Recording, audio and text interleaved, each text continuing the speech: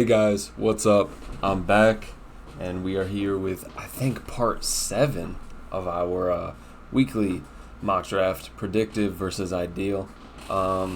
We got a week and 1 day, 8 days until the draft. Is that true? Is that right? That is right. It starts on the 25th. I can't wait. I cannot wait. I'm gonna try to. Well, I don't know what I'm gonna do.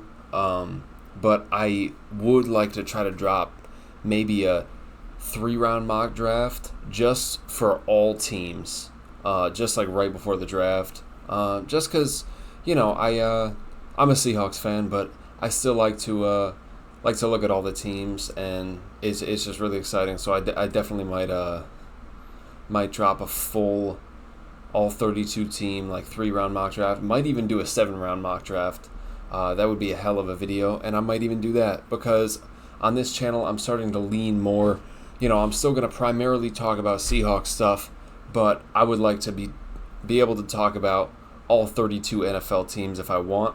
So that's why I changed the title from a Seattle sports channel to a sports channel, or a sports show.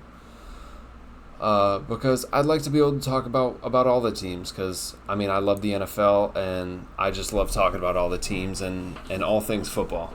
So yeah, I think at some point in the next week I'd like to do a mock draft, whether it's 3 rounds, a full 7 rounds. That would be a little overwhelming. I think if I did a 7-round mock, it wouldn't be me doing the full mock in this video. It would be, I would probably make like a PowerPoint presentation, and just do a full 7-round mock in PFF on my own, and then go through in a PowerPoint and do each slide as a separate team, and I'll just talk about the picks there. I think that would be the easiest way to do it, because if I'm going through 7 full rounds and trying to explain them all there, it's not going to work very well, because I'm going to forget who I picked, have to keep going up, and it's not going to look clean in the video. So I think if I do make a 7-round mock, that's what's going to happen. And that does sound exciting. I'm also going to be streaming the draft, all 7 rounds, baby. Thursday, Friday, Saturday, I already took the days off of work. So we have the whole days just to sit here and stream, and it's going to be really, really fun. I'm really looking forward to it. Well, without further ado, now that I discussed all that, we can hop into here. First, as per usual, I'm going to do my ideal, and then we're going to jump into the predictive one later. I have the trade chart pulled up, and I have my big board pulled up here as well. I did add a few players, move some players around a bit, but as for the first 4 rounds, that is all set in stone.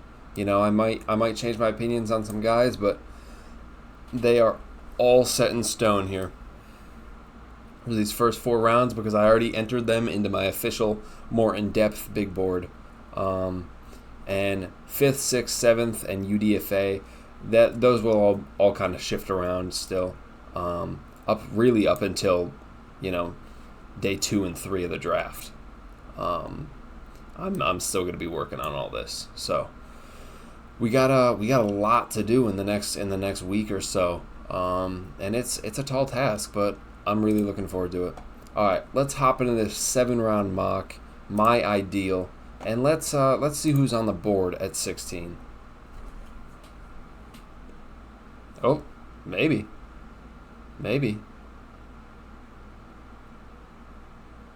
Uh-oh. Looks like PFF didn't want to do turbo speed, I guess. So we're gonna have to try it again and see if it wants to work. There we go. See, that worked fine. That was weird. Okay. So Brock Bowers on the board is very, very, very entertaining. I'd love to pick him. But the thing is, you could look at Brock Bowers being on the board and say, yeah, that's BPA easily, and you can grab him. He's a generational tight end. But also, what's the trade value that you could get for him? And I also look at it and think, like, I don't know, because I've been a little wary of Brock Bowers the last week or so, because I look at it and I see, like, he's a great prospect, but all the really good tight ends that we've had in the last decade have come from day 2 or 3.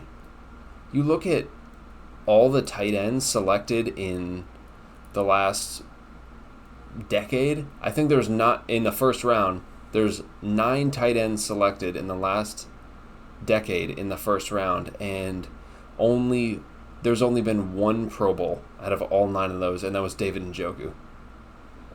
And, like, I know we shouldn't really look to history, but I mean, you got to take into account that, you know, Brock Bowers might be a similar Kyle Pitts situation.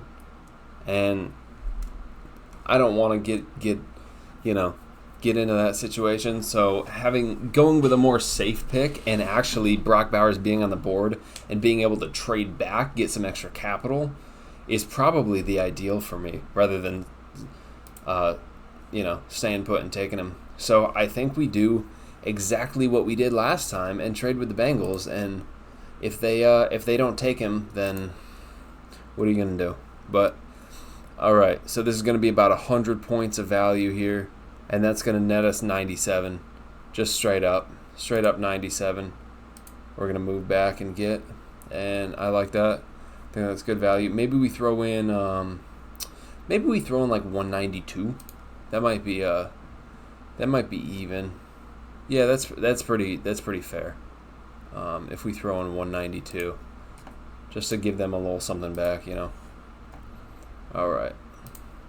And they did not take Brock Bowers. They traded up for Troy Fautanu, but the Jags took Brock Bowers. Now we're going to look at other trades. Niners on the board is not great, but Titans is definitely interesting. If we trade back with the Titans, I think we could probably get a future second too. So I do like the idea of doing that, moving back 20 spots from, where are we?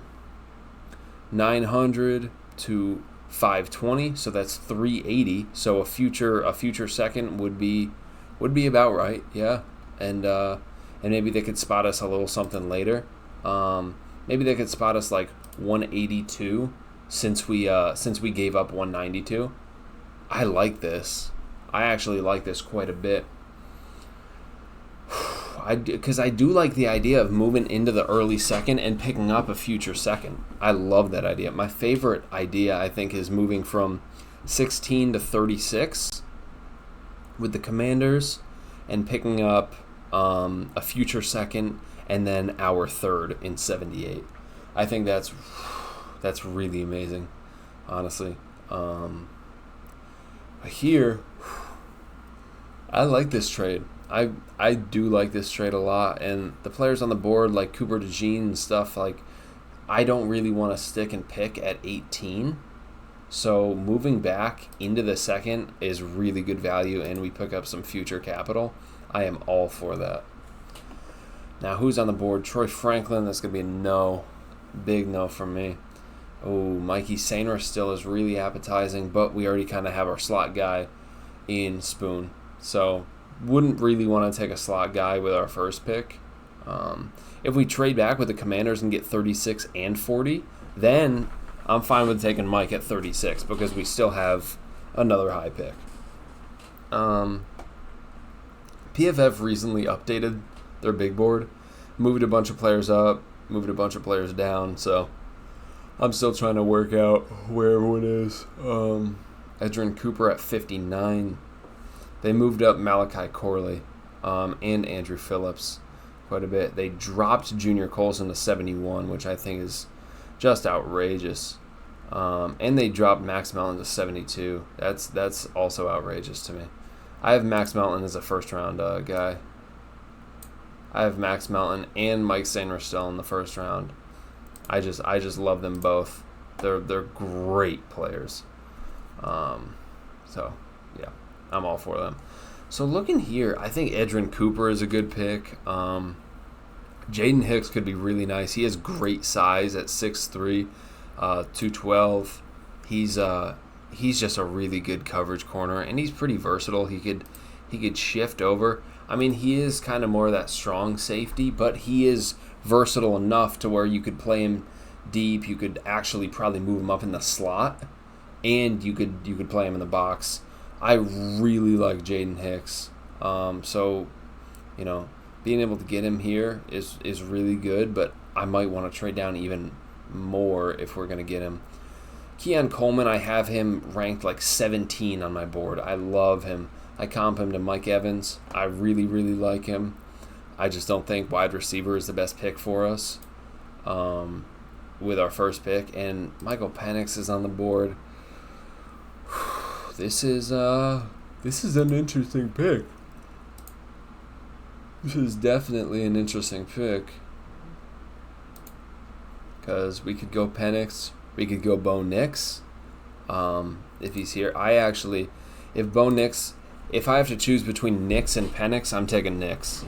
I didn't even see Nix there, but if Nix is on the board at 38, that might be hard to pass on, honestly. Like, I know we got such great talent value on the board, but Bo Nix on the board at 38, I don't know if I could pass that up. The upside is just, I have to pull the trigger on this because we do have 2 third-rounders, so we can address spots of need later on. But yeah, that is getting Bo Nix at 38 is just tremendous value, and a lot of people would hate that, but if we could get him at 38, that is unbelievable value. I'm going to look at the wide receivers on the board here. We have, Jalen McMillan. If he's on the board here too, that also might be hard to pass up. I love Jalen McMillan. I comp him to, I'm not going to be able to think right now. We could actually check. I still have him. I have him as a 4th-round grade, but I got to move him up because he's just – I have him higher than Tez Walker, Jermaine Burton, and Jamari Thrash. I love Jalen McMillan. I might even like him better than Jalen Polk, honestly. But if we go here and look at my NFL draft order, I think I comped him to someone. I think I did. Jacoby Myers was my comp for him. And yeah, I think I definitely think he could come in. And I haven't even finished doing the comps or the team fits for my 4th-rounders. I am behind. But yeah, I think he could come in and be that really good wide receiver too if Lockett does leave, assuming he does leave next season. Tez Walker too is really good. I like his. I love his frame. He doesn't have great footwork, but that's something that could be coached. So those 2 wide receivers are the front runners for me. Kalen Bullock, I love him. Being able to get in there would be really great. They moved Jalix Hunt up very far. Cooper Bebe, if he's still on the board, they still have him at 90. Oh, watch this. Watch where Tavondre Sweat is. 122 they have him ranked. And they moved Leonard Taylor down to 141. And McKinley Jackson at 205. They don't know what they're doing when it comes to defensive interiors, because they moved all of them down. It's just ridiculous. But Cooper Bebe, if he falls to 81 somehow, obviously going to take a swing on him, but he's not going to be here. Let's just accept that. Braylon Trice is good value. So is Dominic Pooney. I like him. Michael Hall is really good value in that nose tackle position. But honestly, I think I have to go Jalen McMillan.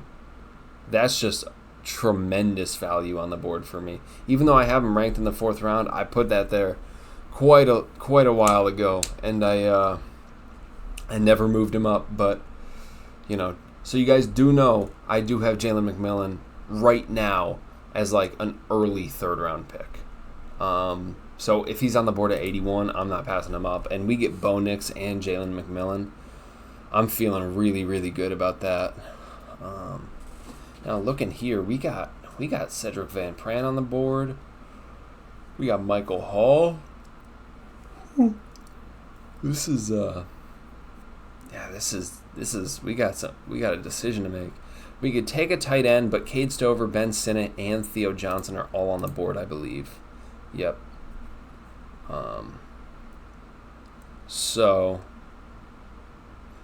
They finally ranked Jack Westover.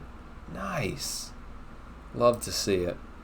And I think we could grab a tight end at 102 if we're feeling it. Cedric Van Pran.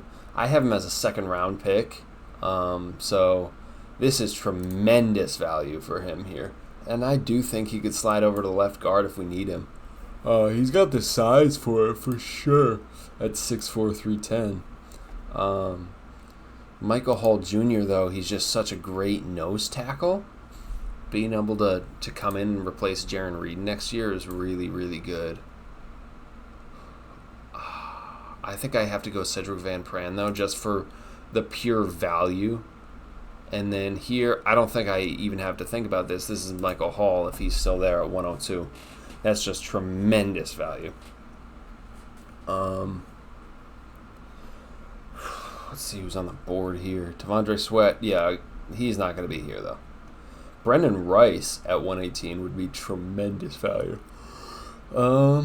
Chris Abrams-Drain, if he falls this far, same with Cole Bishop. Ooh. You know what? I think with Cole Bishop on the board, that might be where I want to go. Him or Theo Johnson, I think, are going to be the picks. 'Cause that's just great value on both sides. I've taken Chris Abrams-Drain so often in my mocks.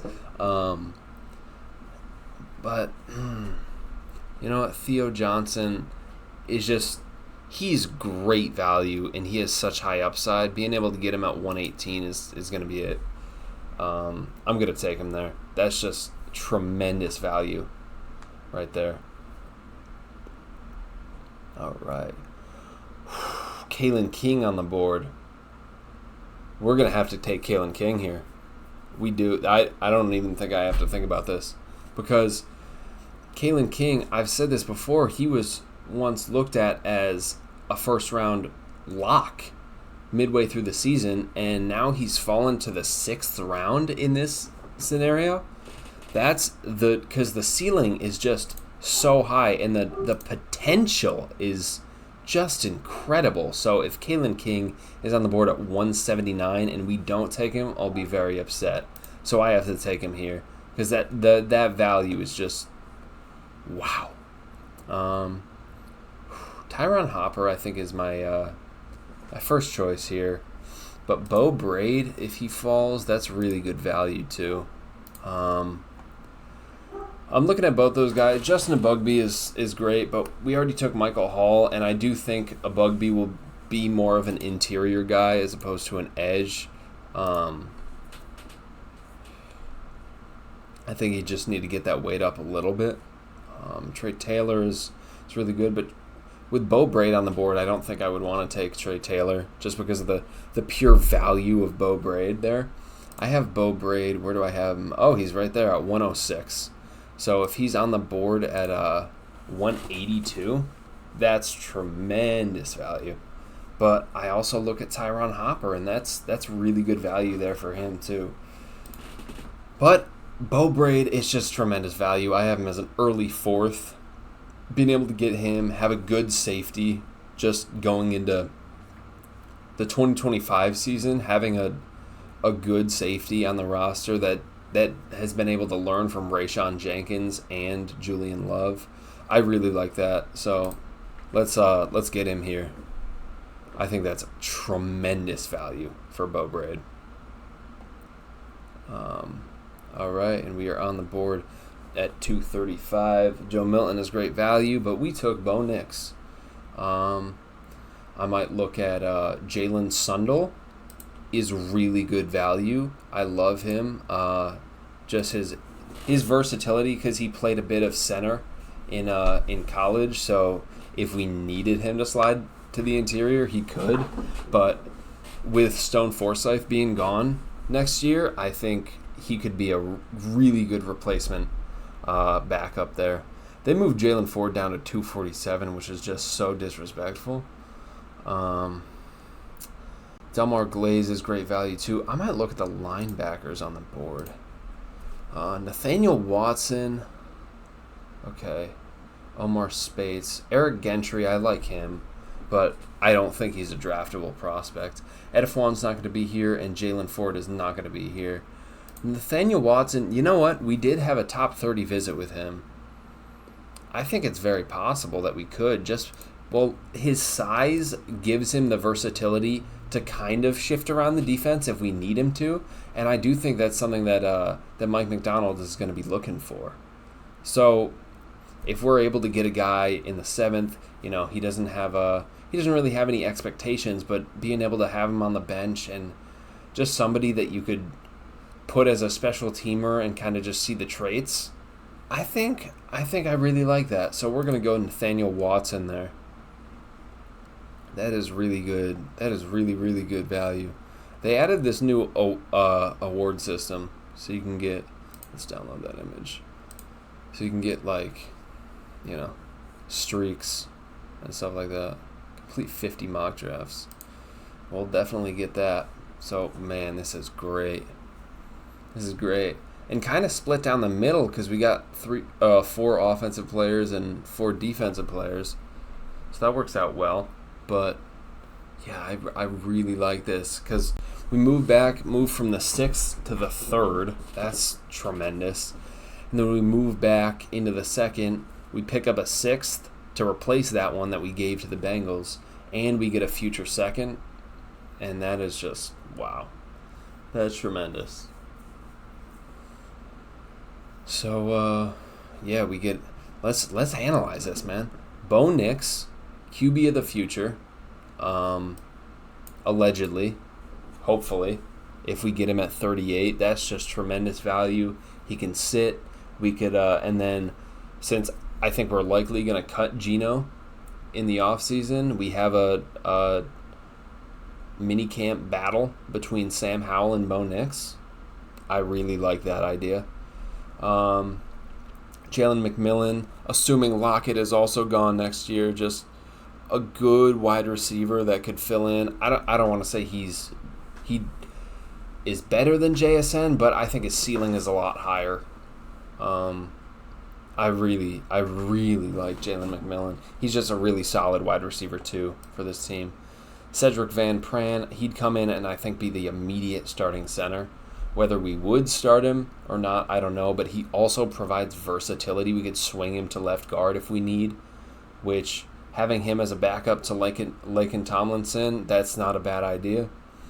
Michael Hall Jr., really good nose tackle. I think the best nose tackle prospect in the class, and we're able to get him in the 4th round. That's really good. Really good replacement for Jaron Reed. I love it. Theo Johnson, good tight end too. Very, very tremendous athlete. And just the potential is insane. And I love getting a late round tight end because they seem to do well. They seem to do better in the NFL than the first round tight ends. So then we got Kalen King, cornerback, not quarterback. You could throw him at quarterback. It just wouldn't go very well. But just same with Theo Johnson, just like such raw potential, and his ceiling is through the roof.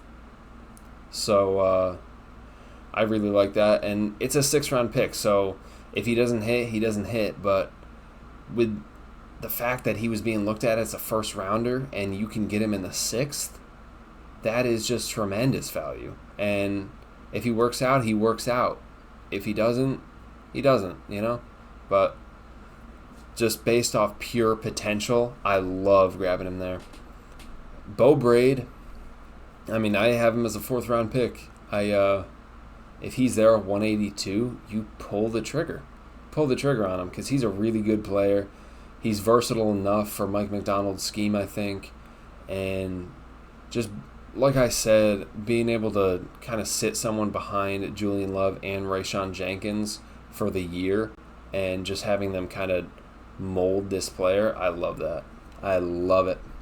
Nathaniel Watson, talked about this pick already, but yeah, just a good athlete, a kind of more versatile linebacker than we have right now, I think. So we could, I think Nathaniel Watson is a Mike McDonald type of guy that can, come in, play mainly linebacker, but he could also move him in different fronts. He can probably slide him over to strong safety if he needed to. He could do a 3-high safety role and have him kind of drop back there, and I think that would work out really well. So I love the Nathaniel Watson pick if he's there at 235. Just take a swing on him. I really like that. Now let's go over to the other one, and we got a future second in this from the Titans, who probably aren't going to be very good next year. So that's just a tremendous mock. Now let's go over to this one. This is going to be my predictive. And here, let's look at the trades. We got 23 and 72, so it looks like we're not going to be trading, because I'm assuming that the Vikings will not hold pick 23 by the time we're on the clock at 16. So looking on the board here, I think for me right now, I think for McDonald and Schneider right now, it's between DeJean and Byron Murphy. I love Troy Fautanu. I hope we wouldn't pass on him if he's there at 16. But, we brought in Laken Tomlinson, and I think it's definitely possible that we're not looking to get interior offensive line until day 3. So, looking here, I think if we're going to get Cooper DeJean, I think we would trade back to the early 20s and then grab him. I've heard from multiple sources that 16 is the floor for Byron Murphy, or Byron Murphy is not falling past pick 16, and I'm gonna take him here. I'm gonna do it. I think they'll value him quite a bit, and I wouldn't hate it. I'd be all right with it. I wouldn't hate it. I'd be all right. Now let's look at the trade that's available here. Patriots at 103. Depending on what they want to give us, I think this is a trade that they would definitely look at. From 81 here, so 185 down to 88. So that's about 100-point value. So let's see here. 100-point value. So they could give us 137. Right? 130. They give us 137 here. And that's good because that's an early 5th rounder, and we don't even have a 5th, so that's great. So early 5th, and then a future 4th might be a little too rich, but unless we wanted to do future 4th and then pick 180, that might work a little bit better. But then again, that's risking it, and we don't know if we're gonna get the value because we don't know how New England's gonna be. Whereas this, even if New England is an average team, it's about even value, So I think, I think I'll do 137 and the future 4th, and I think that's really good value for both teams, honestly. So if we could trade back, get some future capital, I'd really like that. They traded up for Javon Baker. All right. Now we're on the clock here. We only had one pick in the first 3 rounds, and it was Byron Murphy the second. So on the board here, Michael Hall again is interesting. Cam Kinchins. Okay, if Cam Kinchins is on the board at 102, we're not passing on him. I don't even like Cam Kinchins, but that is tremendous value for him. So if he's on the board, I think we definitely take him. Now at 103, Kalen Carson might be a guy that we look at. I like don't count out the Seahawks taking a cornerback early. I think Matt Goncalves might be the pick here. We had a top 30 visit with him. He could play both left and right tackle. George Fant is just too expensive, and Stone Forsythe is gone in a year.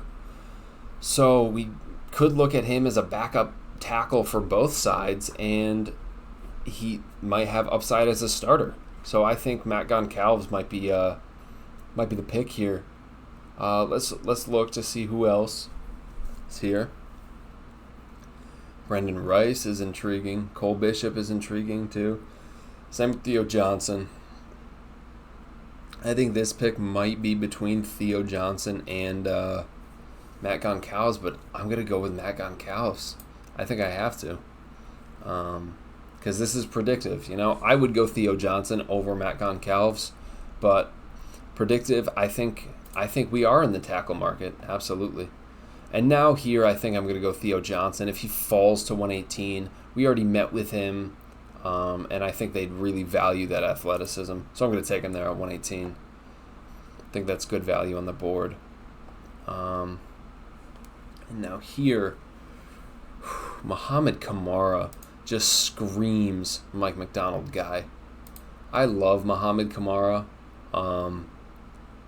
He's just a really fluid edge rusher, and if he's on the board here, I think this is a great grab. He's kind of like if we take him, we're able to cut Darrell Taylor, and he kind of provides more than Darrell Taylor does with his pass rush ability. Plus, he's acceptable in run defense, whereas Darrell Taylor is just abysmal. Muhammad Kamara provides some run support. He can set the edge decently. So I think he's going to be the pick here. I think he's definitely a Mike McDonald type of guy. All right. Let's see here. Gaetano Ladapo, that's really, really intriguing. If he's here, would we pass on Gaetano Ladapo, though, if he's here? I don't think so. Just because of his pure versatility, he could play in the box, the slot. He could line up in both safety roles. He's really good. I really like him, and if he's here at 179, the value is just unbelievable. I don't think we would pass on that. So that's really great. All right, here we are at 192. Let's see, who do we think is best value on the board for the Seahawks? Although we did discuss it, he's looking to draft for need in the later picks. So we got value early with Byron Murphy. We traded back, got value with Cam Kinchins and Matt Goncalves, and then value with Theo Johnson, and then kind of took a need kind of for value. So now we got 3 picks in round 6 and 7. One went to safety, but also a pure value pick too. And now looking towards need, I think guard might be here. I think Layden Robinson is interesting. He's just purely a right guard though, so that's why I would have mixed emotions about that. Whereas Javion Cohen, I think he's very interesting here, and we might have him pretty high on our board. If he's there at 192, he's a good left guard prospect. I'm assuming we're not looking for a starting left guard in this draft. So because we signed Laken Tomlinson, I think they might just look at Javion Cohen and say that's our backup left guard for this year. And if he is better than we thought and he can start next year, then he will. But that's going to be my pick there. And I think that's good value. I think these are all picks that I wouldn't normally make, but I don't hate them. I kind of like them. Let's see. Joe Milton is here. I don't know if we would take another. I don't know if we would take a quarterback. I think we might. I think running back is is actually on the table here for us. Jawar Jordan, I really like. He's got a good game. He's got a really good game, and he didn't. He's kind of like the Roshan Johnson of this class because he didn't really get a chance to like show out because Isaac Garendo was the back in front of him. So I think he's a really underrated back. I think, looking for a replacement for DJ Dallas is good. Looking for someone that could return, and both him and Sean Fenwick might be able to do that. But I think I go with Jawar Jordan here. We could also look at wide receiver. Hayden Hatton is intriguing. He's a good size. Don't love his speed, but you know what? I think I'm going to go with Jawar Jordan here. I think that's going to be my pick. And overall, this isn't my typical draft, but I would actually like this draft. I would. It's still even, 4 offensive picks and 4 defensive picks. So let's analyze this. We got Byron Murphy with 16. It's good value. I think he might be the best value on the board for us there, and I would like that. That Byron Murphy would kind of complete that defensive interior room, especially with Jaron Reed leaving next year. I think we might look at Byron Murphy as a replacement for Draymond Jones, because we might say, look, Draymond Jones, if he doesn't perform again this year, he's getting cut. Byron Murphy is stepping in and taking his role, and I think that makes sense. I think that's actually a good plan. Then we got Cam Kinchins. If he's there at 102, the value is tremendous. So I like that. I think, I think that's really good value. I don't love Cam Kinchins, but again, I think early on we're going for pure value, best player available. Cam Kinchins is that guy. Matt Goncalves, another value pick, but we met with him. These are actually, if we look down the board, these are a lot of players that we met with. Byron Murphy, Cam Kinchins, Matt Goncalves, and Theo Johnson. The top 4 players that I picked are all players that we had top 30 visits with. So I think I do think it's possible that we take a lot of guys that we met with. Matt Goncalves, just replacement for Stones Forsythe once he leaves, and just a really good backup for both tackle positions, because I'm assuming Fant will get cut next year too, because that contract is just way too expensive. And that's just really good value. I like Matt Goncalves. If he's there at 103 and we take him, I'm fine with that. I like that quite a bit, actually. Then we traded with the Patriots, went from 81, 103. We got a 5th, and we got a future 4th. Really good value for us. So we look at it, if we want to look at it this way, which is, I always like to look at it like if you move back and acquire a pick, you basically get that player for free. That's how I like to look at it. So I like to look at this and say, look, we got a future 4th and we got Mohamed Kamara for free. Just a free high upside edge rusher. That's really good. Theo Johnson, I already talked about him in my last mock because I took him there too. So don't need to do that again. But Mohamed Kamara, really fluid pass rusher. He provides more run defense than Darrell Taylor does. And I think he has more pass rush upside than Darrell Taylor, honestly.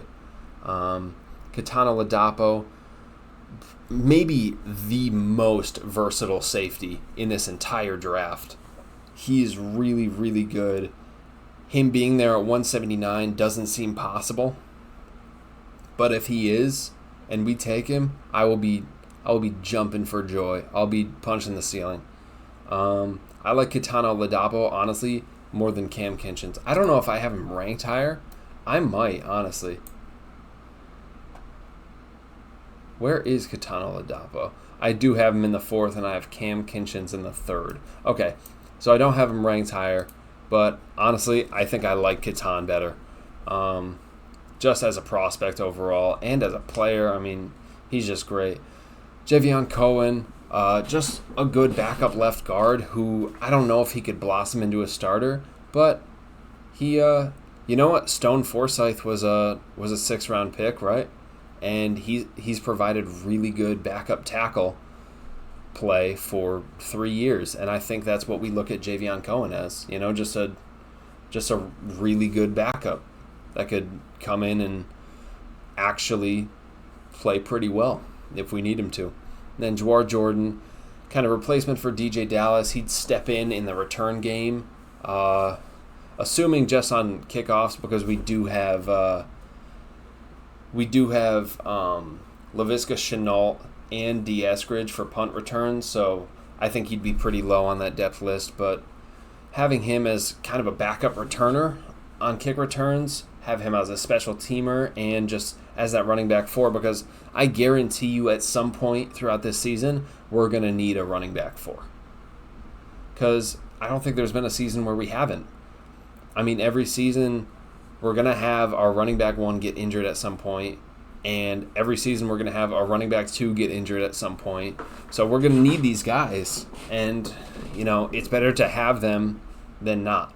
So getting Jawar Jordan, I like that a lot. I like him as a back. And this is a good draft. So we got this one here, which I like quite a bit, and then we got our ideal. I like both of them. I love both of them. They're both great. So let me know what you guys think down in the comment section below. Remember, I will leave the link in the description if you want to check out my big board, or if you want to check out my draft order spreadsheet, which has kind of more in depth. It has schools, best fits, and pro comps. I'm working on it, so I'll get further down the line pretty soon. I'm probably going to work on it right after I finish this video. I'll leave the links for both of those in the description if you guys want to check them out. And yeah, leave your thoughts in the comments. What do you think of these mocks? Which one's your favorite? And don't forget, I'm streaming the draft 8 days from now. I'm streaming the first round on Thursday, full second and third round on Friday, and then the full 4th through 7th round on Saturday. It's going to be really, really fun. And honestly, on Saturday, I'll probably be streaming a couple hours afterwards to cover the UDFA signings. So it's going to be really fun. I cannot wait. It's going to be great. We've all been building up to this, you know? It's all been building up to this, and it's only 8 days away. That's insane. We only got one more mock draft until then. We'll see if I drop the 7-round mock. I'd like to. I don't know if I'll be able to at any point, depending on my schedule. But I'm gonna try to get it out by Wednesday, and then next Wednesday we'll have our last official mock draft, and then I honestly might do like 3 or 4 mock drafts just to kind of put the nail in the coffin, So these were great mocks. Hope you guys enjoyed, and I will see you guys next time. I'm getting pumped for the draft.